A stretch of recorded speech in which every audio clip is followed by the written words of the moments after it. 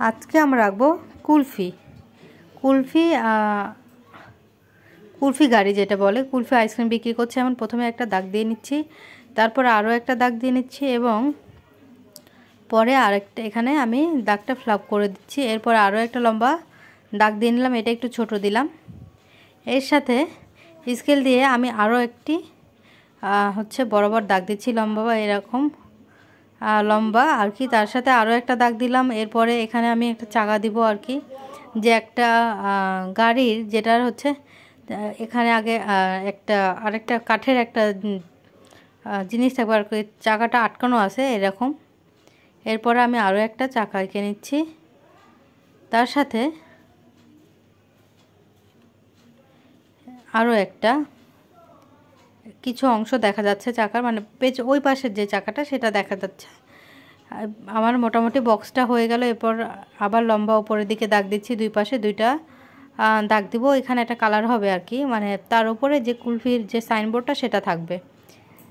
এখানে আমি একটু গ্যাপ রেখেছি কোনো একটা প্রয়োজনেই, কি যেন মনে করে যখন দেব আর কি বুঝবে। এখানে আবার বক্স করে নিলাম।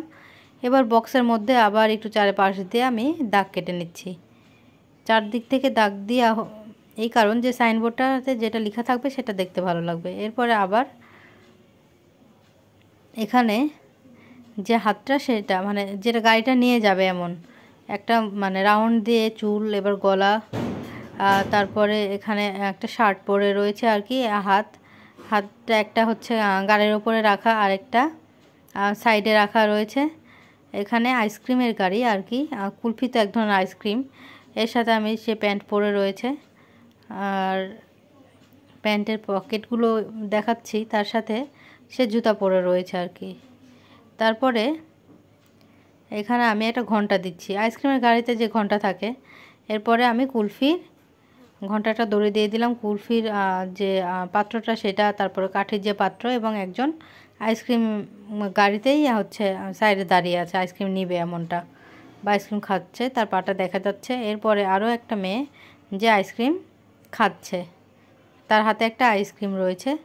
এখানে আমি আইসক্রিমটা দিয়ে দিলাম। এবার হাতটা দেখো কিভাবে দিচ্ছি, জামাটা আর একটা ফ্রক পরে রয়েছে। এরপরে হাতটা এই হয়ে গেল, মানে ফ্রক পরে রয়েছে, একটা দুটো পা আর কি দাগ দিয়ে নিলাম। তার সাথে আমি এখানে একটা গাছ এঁকে নিচ্ছি, আর যে গাছের কিছু অংশ দেখা যাচ্ছে, হয়তো গোড়ার দিকটা দেখা যাচ্ছে, উপরে সব ডালপালা দেখা যাচ্ছে না এমন। এরপরে ঘাস আমি প্রথমে এখানে দুই পাশে নীল কালারটা করে নিচ্ছি, নীলের সাথে নীল কালারগুলো ফিল আপ করেছি, উপরে হলুদ দিয়েছি, এরপর কমলা কালার।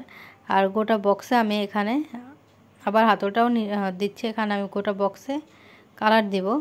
এখানে ব্রাউন কালার দিচ্ছি কারণ কাঠের তৈরি, সেজন্য আমি এখানে বাদামি কালার দিচ্ছি।